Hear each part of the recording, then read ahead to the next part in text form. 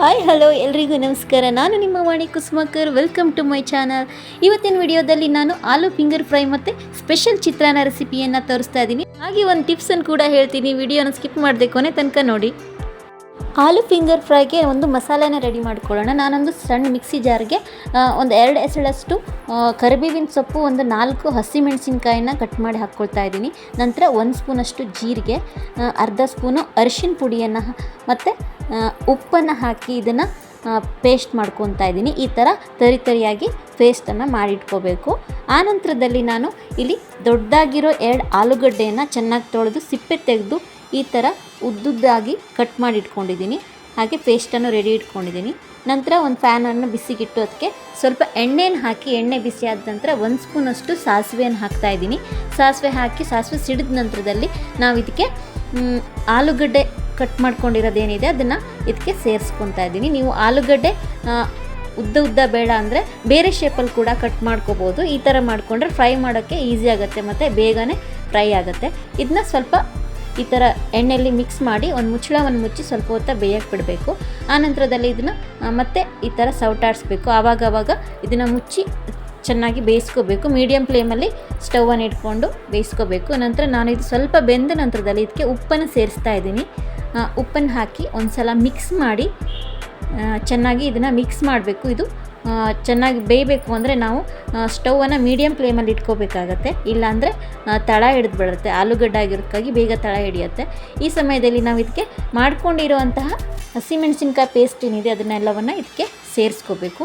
ಈ ಸಮಯದಲ್ಲಿ ಸ್ಟವನ್ನು ಲೋ ಫ್ಲೇಮಲ್ಲಿ ಇಟ್ಕೋಬೇಕು. ಯಾಕಂದರೆ ಈ ಪೇಸ್ಟ್ ಹಾಕಿದಾಗ ಇಲ್ಲಾಂದರೆ ತಳ ಹಿಡಿಯುತ್ತೆ. ಇವಾಗ ಒಂದು ಮುಚ್ಚಳವನ್ನು ಕ್ಲೋಸ್ ಮಾಡಿ ನಾನು ಸ್ವಲ್ಪ ಹೊತ್ತು ಇದನ್ನ ಬೇಯಕ್ಕೆ ಬಿಡ್ತಾ ಇದ್ದೀನಿ. ಇವಾಗ ನೋಡಿ ಇದು ಸ್ವಲ್ಪ ಬೆಂದಿದೆ. ಅದು ಪೇಸ್ಟ್ ನಾವೇನು ಮಾಡ್ಕೊಂಡಿರ್ತೀವಿ ಅದು ಚೆನ್ನಾಗಿ ಆಲೂಗಡ್ಡೆ ಜೊತೆ ಬೆರೆತು ಚೆನ್ನಾಗಿ ಬೇಯಬೇಕು. ಆನಂತರದಲ್ಲಿ ನಾವು ಇದಕ್ಕೆ ಅರ್ಧ ಭಾಗದಷ್ಟು ಲಿಂಬು ರಸವನ್ನು ಇದಕ್ಕೆ ಸೇರಿಸಿದ್ದೀನಿ. ಸೇರಿಸಿ ಸ್ವಲ್ಪ ಹೊತ್ತು ಇದನ್ನು ಇದೇ ಥರ ಫ್ರೈ ಮಾಡಿಕೊಂಡ್ರೆ ರೆಡಿ ಆಗುತ್ತೆ. ಇದು ಆಲೂ ಫಿಂಗರ್ ಫ್ರೈ ಇವಾಗ ರೆಡಿಯಾಗಿದೆ. ನಿಮಗೆ ಇನ್ನೂ ಕ್ರಿಸ್ಪಿ ಬೇಕು ಅಂದರೆ ಇನ್ನೂ ಸ್ವಲ್ಪ ಹೊತ್ತು ಬೇಯಿಸ್ಕೋಬೋದು. ಮಕ್ಕಳಿಗೆ ಆಲೂಗಡ್ಡೆ ಅಂದರೆ ತುಂಬ ಇಷ್ಟ ಆಗುತ್ತೆ. ಹಾಗಾಗಿ ಇದು ಸಂಜೆ ಹೊತ್ತಲ್ಲಿ ಮಕ್ಕಳಿಗೆ ಸ್ನ್ಯಾಕ್ಸ್ ಥರನೂ ಮಾಡಿಕೊಡ್ಬೋದು ಅಥವಾ ಊಟಕ್ಕೆ ಸೈಡ್ ಡಿಶ್ಶಾಗಿ ಕೂಡ ಇದನ್ನು ಯೂಸ್ ಮಾಡ್ಕೋಬೋದು. ಯಾವುದೇ ಮಸಾಲೆ ಪದಾರ್ಥಗಳು ಬಳಸದೆ ನಾನು ಮಾಡಿರೋ ಫಿಂಗರ್ ಫ್ರೈಸ್ ತುಂಬ ಚೆನ್ನಾಗಿರುತ್ತೆ. ನೀವು ಒಮ್ಮೆ ಇದನ್ನ ಮನೇಲಿ ಟ್ರೈ ಮಾಡಿ ಹೇಗಾಯಿತು ಅಂತ ನನಗೆ ಕಮೆಂಟಲ್ಲಿ ತಿಳಿಸಿ.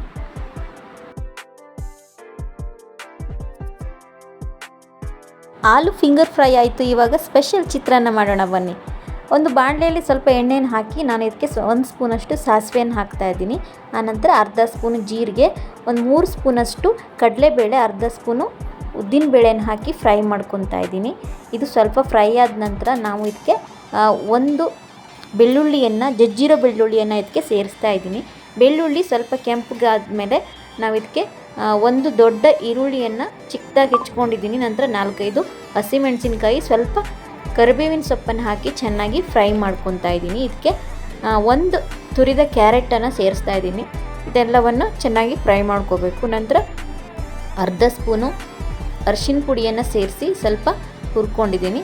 ಆ ನಂತರದಲ್ಲಿ ನಾನು ಇದಕ್ಕೆ ರುಚಿಗೆ ತಕ್ಕಷ್ಟು ಉಪ್ಪನ್ನು ಸೇರಿಸ್ತಾ ಇದ್ದೀನಿ.